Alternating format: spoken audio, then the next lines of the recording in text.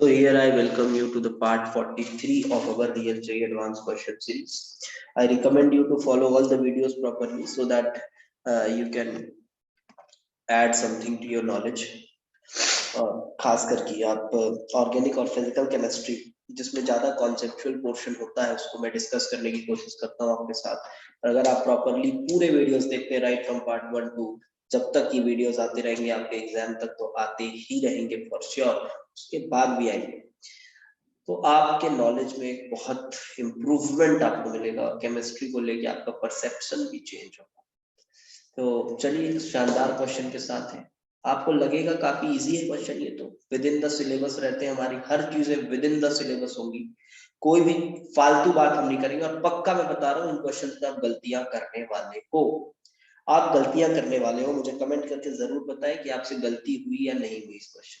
ठीक है, चलो तो आपने इलेक्ट्रोफिलिक साइट सिलेक्ट करना है। बहुत इजी सा लगता है ये तो, है ना। चलिए तो सबसे पहले क्वेश्चन की बात करता हूँ। सबसे पहला काम तो देखो रिंग सिलेक्ट करना कि ऊपर वाली रिंग में लगाए या नीचे वाली रिंग में लगाए। तो उसके लिए देखना होगा कौन सी रिंग ज्यादा इलेक्ट्रॉन रिच है।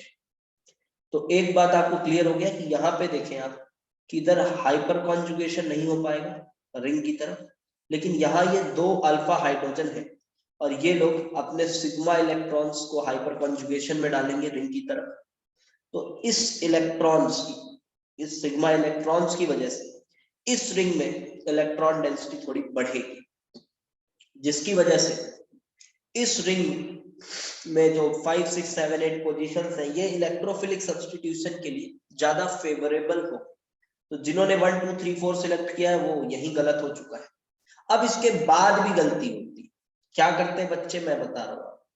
बच्चे ये करते हैं, मैक्सिमम बच्चे 100 में से 90 बच्चे यही करते हैं। आप देखिए पहले तो आधे तो यही छट जाते हैं जो ऊपर वाली रिंग सिलेक्ट कर लेते हैं मिथाइल मिथाइल का प्लस आई देख के। अब जिन्होंने ऊपर सही किया वो नीचे आए तो नीचे वो आंसर मार्क करते, देखो ये है, ये ऑर्थो पैरा डायरेक्टिंग है। तो ये देखिए सर इसका ऑर्थो, ये पैरा।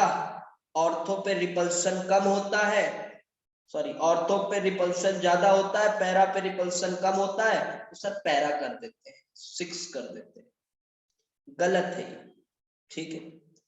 क्योंकि अगर आप देख पा रहे हैं तो जो 7th पोजीशन पे अगर आप इलेक्ट्रोफाइल लगाइए, अरे देखो रिंग सिलेक्शन अलग चीज। रिंग सिलेक्शन के बाद आप ये देखें कि वहां जो अरीनियम आयन बनेगा वो सबसे ज्यादा स्टेबलाइज कहाँ, वो अरीनियम आयन सबसे ज्यादा स्टेबलाइज कहाँ होगा, वो तब स्टेबलाइज होगा जब वो पूरे इस रिंग में भी डीलोकलाइज हो सके। तो ऐसा तभी संभव है जब आप इलेक्ट्रोफाइल यहां लगाएं। मैं आपको बना के भी दिखा देता हूं, बहुत बेहतरीन रहने वाला है ये सेगमेंट, इसको अच्छे से देखें, पक्का गलतियां करेंगे बच्चे से। देखो अपने पास कुछ ऐसी रिंग बनी हुई, ऐसी रिंग बनी हुई है अपने पास, ये ऐसा मान लो कैसा। अब जब आप इलेक्ट्रोफाइल यहां लगाते हो तो ये तुम्हारा पाई इलेक्ट्रॉन यहां से हटके यहां जाएगा, तो फिर देखो ये इधर आएगा और ये प्लस आएगा। जैसे प्लस यहां आया वो इस रिंग में भी डिस्ट्रीब्यूट हो गया। लेकिन अगर आप यहां या यहां इलेक्ट्रोफाइल लगाते हो तो प्लस यहां नहीं बैठ पाएगा, तो रिंग से उस प्लस को स्टेबलाइजेशन नहीं मिलेगा। तो बिल्कुल आंसर यहां पे होगा 7th पोजीशन इलेक्ट्रोफिलिक साइट के लिए सूटेबल है। अब ये नैफ्थलीन है, नैफ्थलीन में अगर आपने पढ़ा है ये अल्फा है ये बीटा है ऐसा मान सकते हैं अपन। तो अल्फा पोजीशन ज्यादा रिएक्टिव होता है, ज्यादा रिएक्टिव होता है। इसको भी आप रेजोनेटिंग स्ट्रक्चर से सोच सकते हैं, आप रेजोनेंस करा के देख सकते हैं, रेजोनेंस करा के देख सकते हैं। आप इमेजिन करो कि यहाँ पे आपके पास आपने कैटायन इलेक्ट्रोफाइल यहां लगा तो प्लस तुम्हारा यहां आएगा, ये ऐसा है। अब आप देखो एक प्यारा सा लीनियर कॉन्जुगेशन सेट हो रहा है, ये इधर गया प्लस आया, ये इधर गया प्लस आया, ये इधर गया प्लस आया, ये इधर गया प्लस आया। देखो एक प्यारा सा लीनियर कॉन्जुगेशन सेट हो रहा है।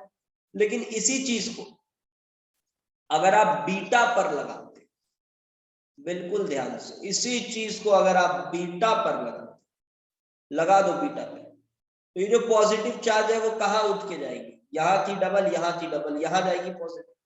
अब पॉजिटिव अगर उधर गई, रेजोनेंस कराओ, देखो ये इधर जाएगा, ये इधर जाएगा प्लस आएगा। अब ये प्लस देखो, ये भी इधर आ रहा है और ये भी इधर आ रहा है, लाइक दिस। और आपको अगर पता हो तो ऐसे कॉन्जुगेशन को अपन क्रॉस कॉन्जुगेशन, जब दो जब पाई इलेक्ट्रॉन क्लाउड एक दूसरे की तरफ ट्रेवल करते हैं, और cross conjugation less stabilisation create करता है as compare to linear conjugation. Linear conjugation के कंपैरिजन में ये लेस स्टेबलाइजेशन क्रिएट करता है, and because of this reason यहां जो आंसर होगा वो होगा 1।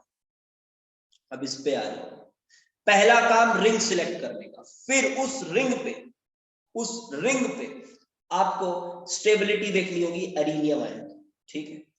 अब आपको एक बिल्कुल सीधा साधा फैक्ट बता दूं मैं कि जो रिंग बीच में होती है ना, जो रिंग बीच में होगी उसको इधर से भी इलेक्ट्रॉन मिलता है, इधर से भी इलेक्ट्रॉन मिलता है। तो अगर नेट इलेक्ट्रॉन डेंसिटी देखा जाए तो नेट इलेक्ट्रॉन डेंसिटी सबसे ज्यादा बीच वाली रिंग में होता है।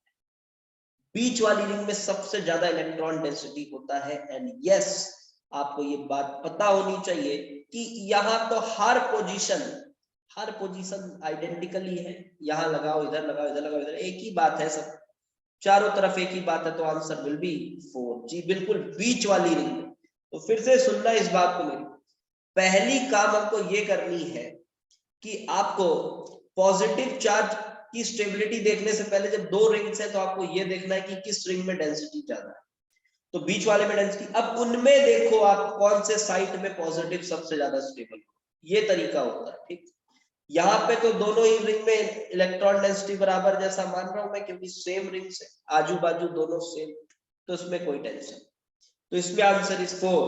और इधर पे देखो अब ये भी आपने केस पढ़ा होगा, जब दो स्ट्रॉन्ग डीएक्टिवेटर्स होते हैं, ये भी डीएक्टिवेटर, ये भी डीएक्टिवेटर, तो हम किसके हिसाब से डायरेक्ट करेंगे इलेक्ट्रोफाइल को? कॉन्सेप्चुअली देखना, एक ही रिंग है, कॉन्सेप्चुअली थोड़ा देखें। देखो अगर मान लो मैं NO2 के हिसाब से लगाऊं, NO2 के हिसाब से ना लगा के चलो मैं COOH के हिसाब से लगाऊं, ठीक है। कुछ लोगों के मन में ऐसा भ्रम होता है कि जब दो स्ट्रॉन्ग डीएक्टिवेटर है तो वीक डीएक्टिवेटर जो होगा उसके हिसाब से डायरेक्ट कर देंगे, मतलब उसके मेटा पे लगा देंगे। चलो लगा के देखते हैं। इलेक्ट्रोफाइल है अपने पास, यहाँ पे पाई, यहाँ पे पाई, यहाँ पे पाई इलेक्ट्रॉन था, मैं इसके मेटा पर लगा रहा हूं इलेक्ट्रोफाइल को, ऐसा तो प्लस यहाँ आएगा, फिर देखो ये ऐसा जाएगा, प्लस यहाँ आएगा, फिर देखो ये ऐसा जाएगा और प्लस यहाँ आएगा। अब अगर आप देख पा रहे हो कि ये प्लस नाइट्रो के शरण में आ चुका है, तो अगर नाइट्रो के शरण में प्लस आ जाएगा तो अब आप खुद ही सोच सकते हो कि उस प्लस का क्या हाल होगा। ये प्लस बहुत ज्यादा डिस्टेबलाइज हो जाएगा, ये बहुत ज्यादा डिस्टेबलाइज हो जाएगा ये पॉजिटिव, और इस डिस्टेबलाइजेशन की वजह से आप इसके हिसाब से प्रोडक्ट नहीं बनाएंगे। आपको प्रोडक्ट नाइट्रो के हिसाब से बनाना है, ताकि जो प्लस है वो इस नाइट्रो के पास ना आए। COH के पास आएगा तो कंपैरेटिवली बेटर है, कोई दिक्कत नहीं। दिक्कत तो है, मतलब कंपैरेटिवली बेटर है, आप समझ पा रहे हो। NO2 से बेटर है कि COH के शरण में चला जाए वो प्लस। तो इस हिसाब से यहाँ पे जो ज्यादा प्रोमिनेंट साइट होगा वो NO2 के हिसाब से लगाओ। आप स्ट्रॉन्ग डीएक्टिवेटर के हिसाब से साइट नंबर 2 पे लगाओ। तो अगर ये इंटीजर टाइप क्वेश्चन बनता जहां से नंबर देके आपसे फाइनल सम ऑफ नंबर पूछ लेता, तो आप देख लो 7 + 4 11 13 14, जो भी। आपको मेरा काम था यहाँ पे इलेक्ट्रोफिलिक साइट्स का नॉलेज देना, और उम्मीद है आपको चीजें समझ आई होंगी। और कमेंट करके मुझे जरूर बताएं आपने कौन कौन से पे गलतियां की थी, ये जरूर बताएं, ठीक है। ओके, स्टे ट्यून्ड, अगले वीडियो के साथ आएंगे फिर।